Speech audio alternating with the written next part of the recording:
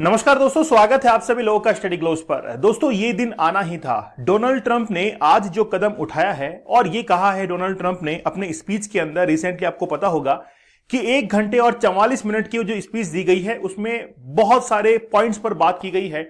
खासतौर पर बात की गई है टैरिफ्स को लेकर, गोल्डन वीजा को लेकर बात की गई है, मैक्सिको से जितना भी डंकी होता है उसके बारे में बात की गई है। लेकिन आज हम लोग स्पेशल बात करने वाले हैं कि आखिरकार अमेरिका ने जो टैरिफ्स लगाए हैं इसको लेकर अमेरिका आगे और क्या सोचता है, इसको लेकर आज हम लोग बातचीत करने वाले हैं। तो रिसेंटली अमेरिका ने टैरिफ जो है वो इंक्रीज कर दिया है और चाइना का ये कहना है कि हम लोग मुंहतोड़ जवाब देंगे आज यूएसए को। तो आज हम लोग बात करने वाले हैं कि आखिरकार चाइना और ट्रंप जो है वो आमने सामने कैसे हो गए हैं। इसके दूसरे पहलू पर भी हम लोग जाएंगे और ये देखेंगे कि आखिरकार भारत के ऊपर इसका क्या इंपैक्ट होने वाला है। हम लोग डिटेल से स्टडी करेंगे कि भारत जो है वो कैसे अपने आप को स्टेबल कर सकता है और अमेरिका जो शेयर मार्केट के अंदर आज बहुत नीचे डाउन जा चुका है, तो अमेरिका खुद को भी कैसे स्टेबल कर सकता है। तमाम बातों के बारे में आज हम लोग चर्चा करने वाले हैं। लेकिन देखिए, हमारे देश के अंदर सबसे खास बात क्या है?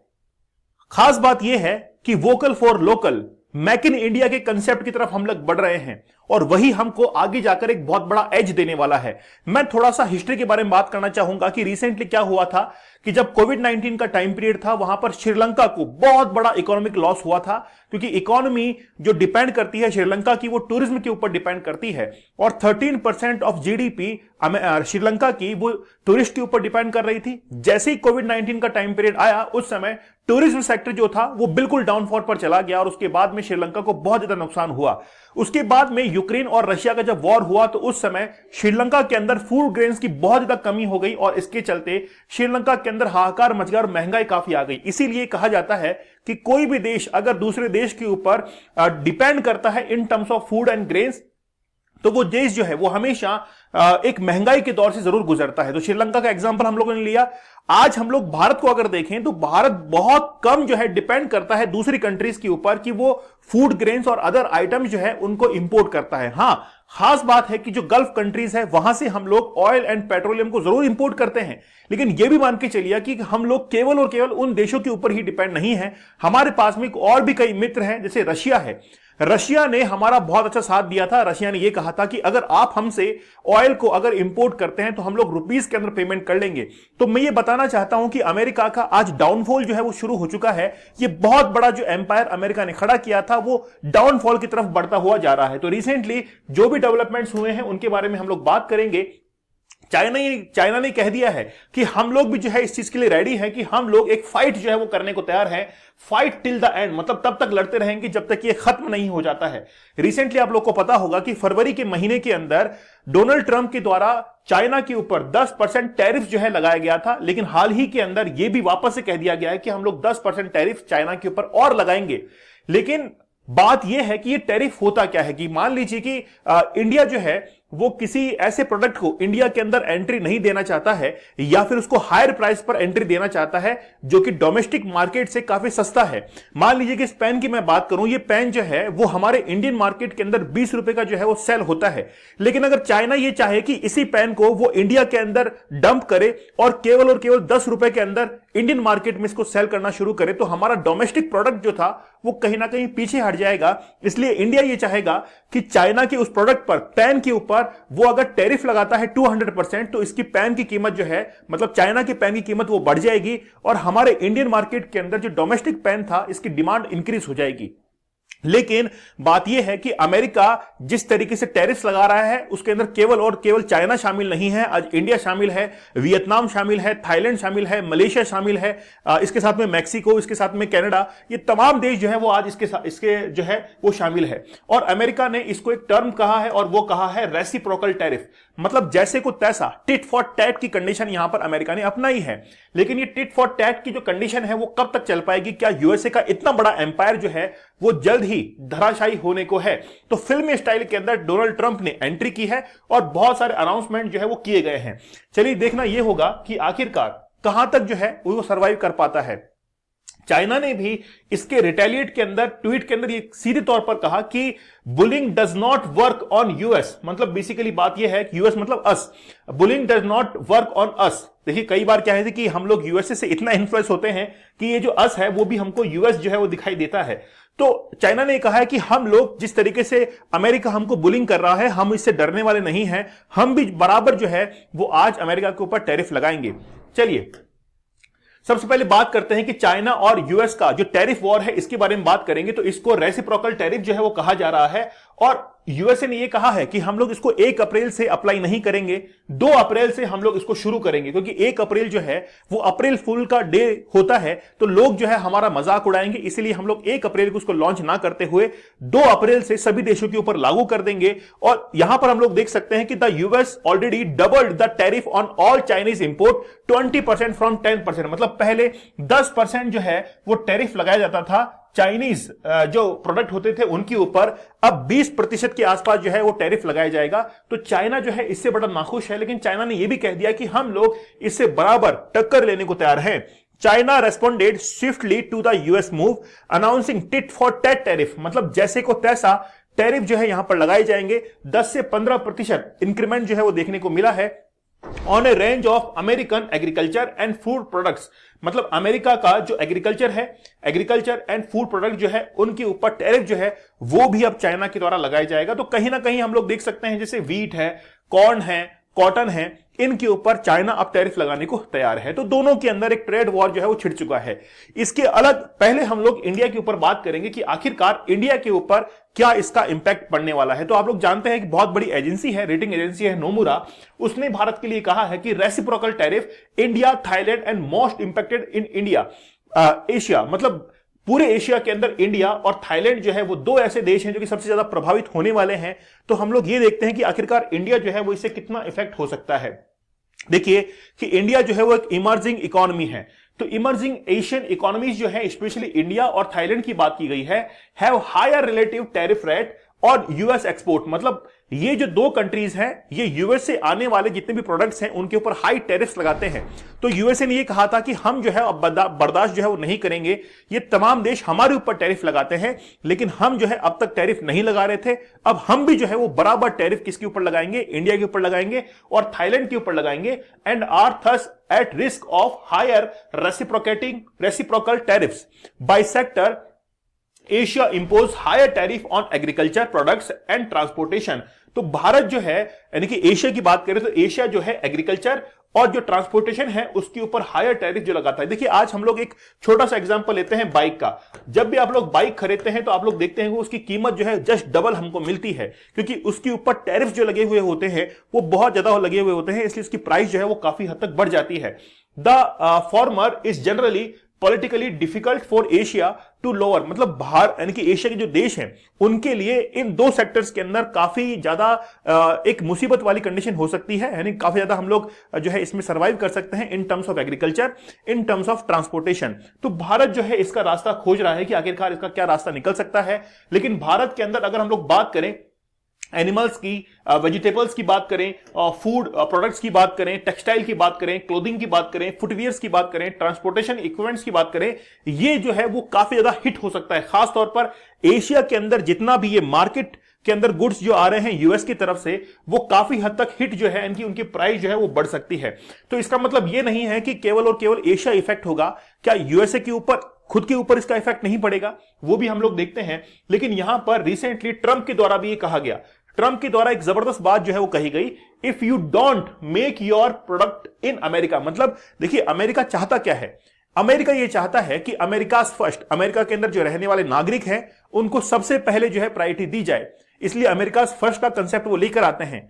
तो ट्रंप का कहना यह है कि अगर कोई भी देश जो कि मुनाफा कमाना चाहता है तो वो अमेरिका के अंदर आकर फिर जो है वो मैन्युफैक्चरिंग या फिर प्रोडक्शन करे अंडर द ट्रंप एडमिनिस्ट्रेशन। तो ट्रंप एडमिनिस्ट्रेशन के अंदर आकर अगर वो प्रोडक्शन करता है, मैन्युफैक्चरिंग करता है, तो फिर you will pay a tariff and in some cases a rather large one, मतलब बेसिकली कह रहे हैं कि हम लोग जो है वो अगर आपको ये ऑफर करते हैं कि आप हमारे देश में आकर प्रोडक्शन करें तो इससे हमारे देश के जो लोग हैं उनको एम्प्लॉयमेंट मिलेगा और हमारी इकोनॉमी जो है वो बूस्ट करेगी, तब जाकर आप लोग को इसमें काफी जो है हेल्प मिल पाएगी। तो ये बात जो है वो ट्रंप के द्वारा हमेशा से ही कही जा रही है। लेकिन यहां पर हम लोगों को एक टर्म और समझने की जरूरत है और वो है नॉन टैरिफ बैरियर्स।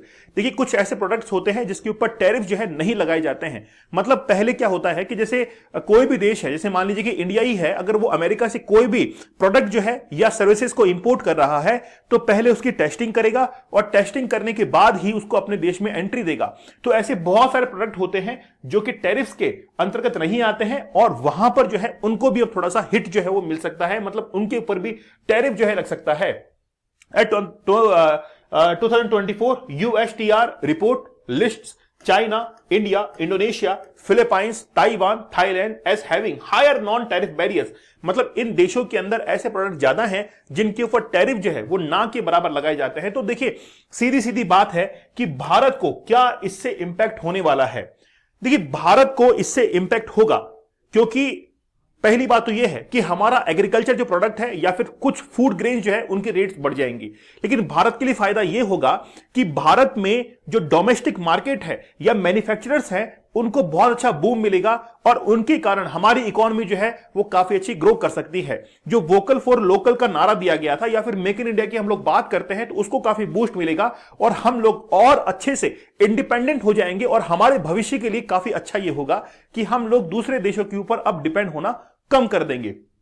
ठीक है, तो अगर हम लोग यूनिवर्सल टैरिफ्स की बात करें जो कि पूरे विश्व के अंदर लगता है, उसके अंदर देखिए वियतनाम विथ एक्सपोजर ऑफ 25.1%, मतलब वियतनाम जो है, वियतनाम वो जब यूएस के ऊपर डिपेंड होने की बात आती है तो एशियाज एक्सपोर्ट टू यूएस, तो वियतनाम जो है वो 25.1% तक इट्स गुड्स यानी कि जीडीपी के अंदर योगदान है।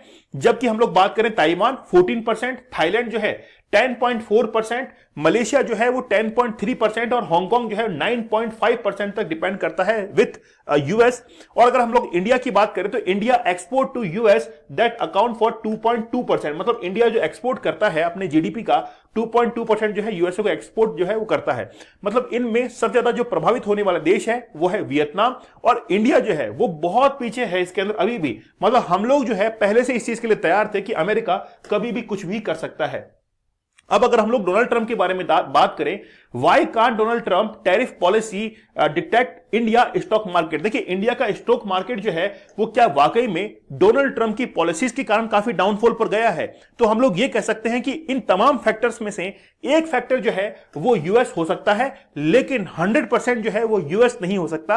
और भी कई फैक्टर जो है इसके ऊपर डिपेंड करते हैं, लेकिन कुछ समय के लिए ही हमारा जो शेयर मार्केट है वो डाउनफॉल की तरफ जाएगा और जैसे ही हमारे देश के अंदर मैन्युफैक्चरिंग बढ़ेगी तो उसके साथ में हमारा स्टॉक मार्केट जो है वो भी काफी अच्छा बूम जो है वो कर जाएगा। लेकिन खुद का यानी कि यूएस का स्टॉक मार्केट जो है वो काफी हद तक डाउनफॉल पर चला जो है जा चुका है। देखिए अगर मैं इसको सिंपलीफाई करना चाहूं तो यूएस के अंदर बहुत सारे गुड्स जो है वो महंगे हो जाएंगे। आप लोग ये मान सकते हैं कि किसी भी अमेरिकन फैमिली के अंदर अगर कोई भी एक्सपेंडिचर हो रहा है तो वहां पर 90,000 रुपए तक अतिरिक्त जो है उनको खर्च करना पड़ेगा, जो कि मंथली कोई भी परचेज कर रहे हैं। मान लीजिए कि मेरे घर का खर्च लगभग जो है वो 1 लाख रुपए है और अगर मैं अमेरिका के अंदर रहता हूं तो मुझे अब 1 लाख रुपए के ऊपर लगभग 90,000 रुपए 90,000 जो है वो एक्स्ट्रा खर्च करने पड़ेंगे। तो अमेरिका के अंदर महंगाई जो है, इन्फ्लेशन, वो काफी हद तक बढ़ सकती है और साथ ही के अंदर यूएस का जो स्टॉक मार्केट है वो भी इससे काफी इंपैक्ट करने वाला है। लेकिन यूएस को यह लगता होगा कि हम लोग जो है वो राजा हैं पूरे ग्लोबल पॉलिटिक्स के या ग्लोबल इकोनॉमी के। लेकिन बहुत सारे यूनिवर्सिटीज का यह कहना है, जैसे येल यूनिवर्सिटीज की हम लोग बात करें, येल का कहना यह है कि अमेरिका का यह कदम जो है वो अमेरिका को बहुत पीछे ले जाएगा और अमेरिका के अंदर महंगाई जो है, इन्फ्लेशन, वो बहुत हद तक बढ़ जाएगी। इसलिए यह कदम जो है वो कहीं ना कहीं बहुत हद तक गलत कदम उठाया गया है। अगर हम लोग बात करें कि मैक्सिको और कनाडा की, देखिए मैक्सिको के अंदर ऑलरेडी जो है वो टैरिफ लगाया जा चुका था, कनाडा के अंदर टैरिफ लगाया। कनाडा के अंदर आए दिन हम लोग न्यूज में पढ़ते थे कि कनाडा जो है वो एक ऐसा देश है जो कि अमेरिका के साथ में बॉर्डर शेयर करता है। वो इनविजिबल बॉर्डर है, मतलब एक से दूसरे देश में जाने के लिए कोई भी बॉर्डर या बैरियर है ही नहीं। लेकिन आगे आने वाले समय के अंदर हो सकता है कि कनाडा और यूएसए के बीच में भी जो है वो बॉर्डर अब जो है वो ड्रॉ कर दी जाए, अच्छे से वहां पर लाइन जो है वो कर दी जाए, ताकि एक व्यक्ति जो है जैसे यूएसए के अंदर रहने वाला है वो ना तो कनाडा के अंदर जा सके और ना ही कनाडा में रहने वाला यूएसए में आ सके। वहां पर अगर उनके पास में लीगल डॉक्यूमेंट नहीं है तो फिर वो नहीं जा सकते हैं। तो ऐसा जो बैरियर है वो आगे आने वाले समय के अंदर हम लोग देख सकते हैं। दोस्तों, हमारा साइंस इन डेप्थ जो है ये बैच है, इसको आप जरूर ज्वाइन कीजिए। लाइव क्लासेस चल रही हैं। अगर आप लोगों ने कूपन कोड यूज किया साइंस, तो इसकी मदद से आप लोगों को ये कोर्स जो है वो काफी डिस्काउंटेड प्राइस में 200 रुपीज में ये अवेलेबल होगा और आप इसकी मदद से बायोलॉजी, फिजिक्स और केमिस्ट्री को कंप्लीट कर सकते हैं। तो देखिए, अमेरिका की ये जो पॉलिसीज चल रही हैं ये ज्यादा समय तक चलने वाली नहीं है और इसका कोई खासा इंपैक्ट इंडिया के ऊपर हम लोग नहीं देखेंगे।